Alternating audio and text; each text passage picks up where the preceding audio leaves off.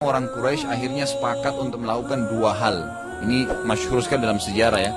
Yang pertama adalah mengajak Nabi SAW secara langsung untuk berdebat. Dan itu dengan cara mengutus seseorang yang paling pintar di antara mereka. Paling pintar syair, paling mengetahui keadaan dunia waktu itu, suku-suku. Pokoknya orang yang paling bijaksana. Yang bernama Al-Walid ibn Mughirah. Dalam sebuah riwayat yang sahih yang masyhur, Al-Walid ibn Mughirah berkata, waktu dia mendatangi Nabi SAW, wahai Muhammad, apa yang telah engkau lakukan? Apa yang kamu dakwahkan ini? Engkau telah memecahkan kami, menyalah-nyalahkan orang tua kami karena sembah berhala, juga mencaci maki sesembahan kami. Bila penyebab masalah ini karena engkau sakit, engkau kena sihir, maka kami akan kumpulkan harta-harta kami agar dapat mendatangkan tabib terbaik untukmu. Bila karena engkau ingin menjadi kaya, ini tawaran yang kedua. Kalau tadi karena kamu sihir sakit kami obatin. Kalau kamu ingin kaya, maka kami akan kumpulkan semampu kami harta untukmu agar engkau menjadi orang yang paling kaya di antara kami.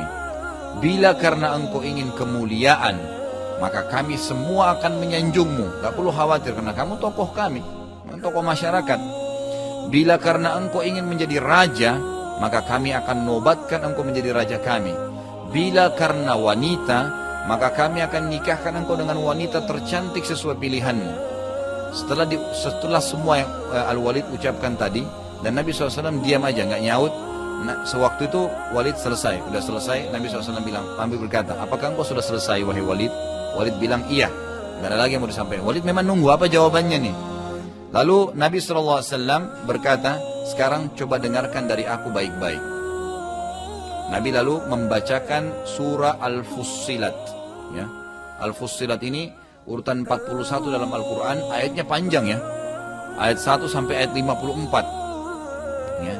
Nabi SAW baca, jadi Nabi ini nggak dialog sama Al-Walid, nggak jawab begitu saja. Memang saya bukan mau ini, bukan, enggak. Nabi cuma bacain ayat. Tapi Nabi titip pesan, dengarin baik-baik nih ayat Quran. Apa yang dibacakan? A'udzubillahi minasyaitonirrajim. Hamim. Tanzilum minar rahmanir rahim. Kitabun fussilat ayatuhu Qur'anan Arabiyyan liqaumin ya'lamun. Basyiran wa nadhiran fa'arada aktsaruhum fahum la yasma'un. Wa qalu qulubuna fi akinnatin mimma tad'una ilayhi wa fi adhanina waqrun wa min bainina wa bainakum hijabun fa'mal innana 'amilun.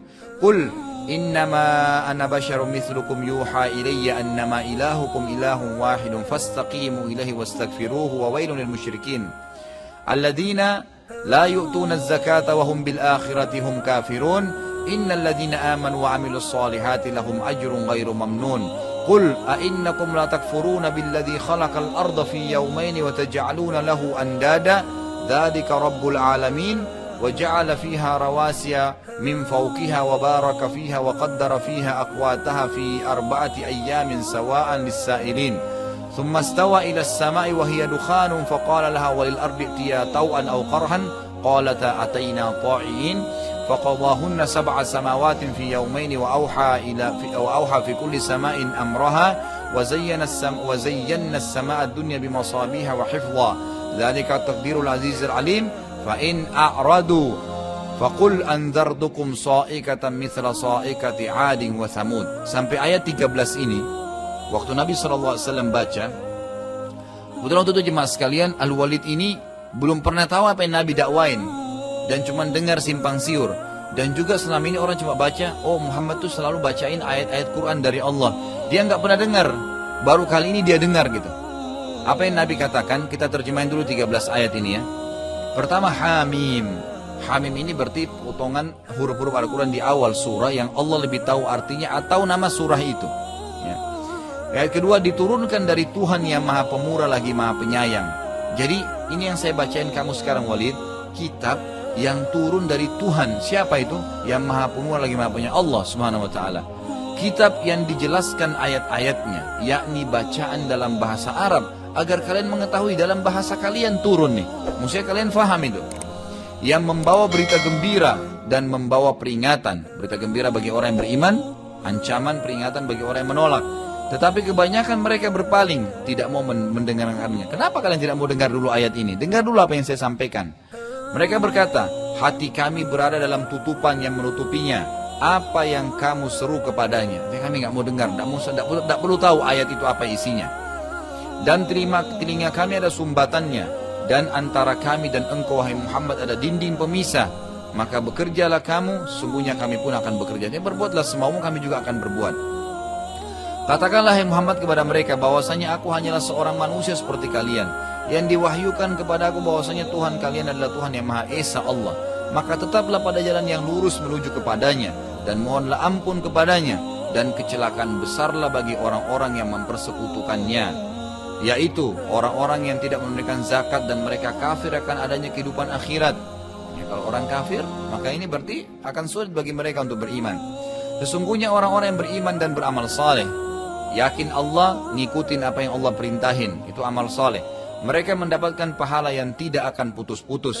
Katakanlah hai Muhammad sekali lagi kepada mereka, sesungguhnya patutkah kalian kafir kepada Allah yang telah menciptakan bumi dalam 2 masa, dan kamu adakan sekutu-sekutu baginya, yang bersifat demikian adalah Rabb semesta alam. Dan dia menciptakan di bumi itu gunung-gunung yang kokoh di atasnya, dia memberkahinya dan dia menentukan padanya kadar makanan-makanan penghuninya dalam 4 masa. Ya. Jadi Allah SWT menciptakan ini dalam 6 masa. Penjelasan ini sebagai jawaban bagi orang-orang yang bertanya. Tadi kan 2 masa penciptaan bumi, kemudian 4 masa ini penentuan apa yang ada di dalamnya.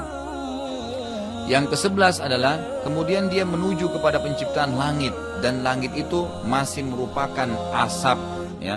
Jadi ini semua cerita tentang prosesi, ya, prosesi langit dan bumi ini.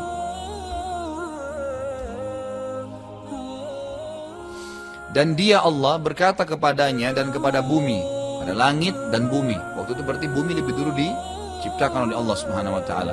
Lalu diciptakanlah 7 lapis langit tadi. Lalu Allah berkata kepada keduanya, ke langit dan bumi, datanglah kepadaku dengan perintahku dengan suka atau dengan terpaksa. Lalu keduanya menjawab, langit dan bumi berkata kepada Allah, kami datang dengan suka hati, kami tunduk dengan suka hati. Maka dia Allah menjadikannya 7 langit.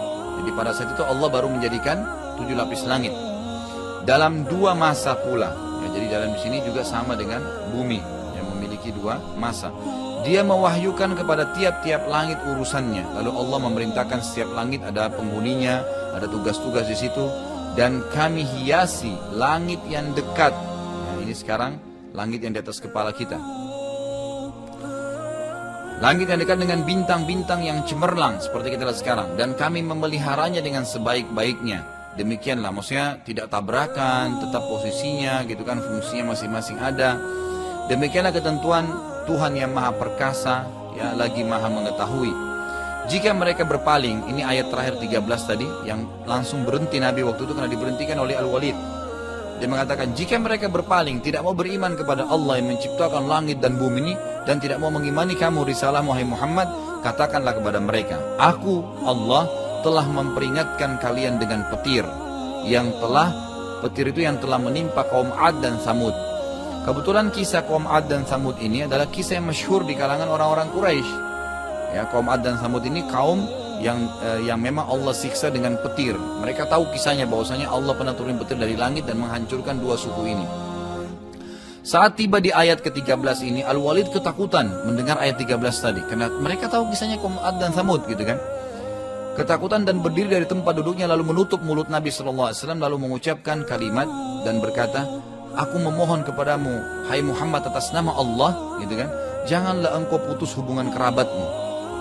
Ya, jadi maksudnya, kalau kau ucapkan ini dan benar Allah turunin, kerabatmu semua akan mati. Berarti mereka yakin ada Allah, gitu kan? Sebenarnya mereka yakin ada Allah. Mereka takut dengan Allah, tapi mereka masalahnya masih berbuat kemusyrikan. Perhatikan ya jemaah sekalian, ada bedanya. Allah Tuhan kita, yang tidak meyakini Allah sama sekali itu namanya kafir. Yang mempartisipasikan Allah dengan makhluknya, kayak sembah berhala, pakai jimat, sembah pohon, itu berarti syirik. Dua-duanya nggak boleh. Tidak meyakini kafir, meyakini tapi masih melibatkan Allah dengan makhluknya dalam hak-haknya Allah, itu dalam ibadah, maka berarti dia musyrik. Orang-orang kafir Mekah ini musyrik. Mereka yakin ada Allah yang ciptakan langit Allah, bumi Allah, mereka tahu itu, tapi mereka masih nyembah berhala. Ya seperti banyak orang di antara kita sekarang, sholat iya, tapi masih pergi kuburan minta-minta. Sama persis perilakunya orang kafir Quraisy Mekah. Gak ada bedanya. Karena mereka yakin ada Allah. Cuma mereka masih melibatkan ibadahnya dengan makhluk gitu.